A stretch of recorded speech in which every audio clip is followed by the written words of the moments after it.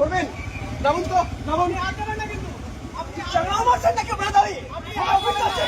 আমাদের কাজ নেই নাকি।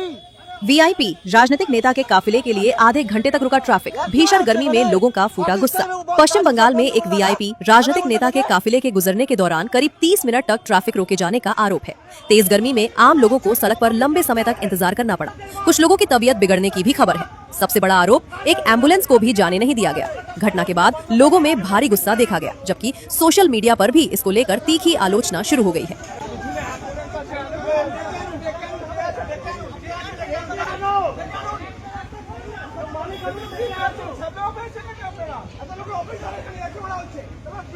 ভিআইপি কালচার, ডোনাল্ড ট্রাম্প যাচ্ছে না, আধা ঘন্টা থেকে রাস্তা বন্ধ করে রাখবে।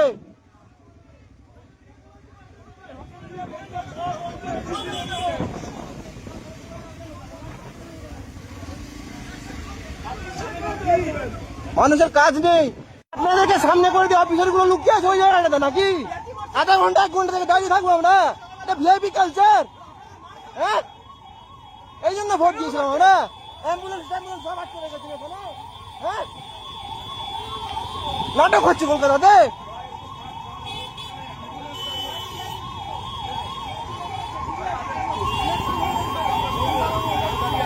ভিআইপি কালচার এগুলো। কোন এক হনু যাবে বলে তাই জন্য এরকম আটকে রেখেছে আধা ঘন্টা ধরে।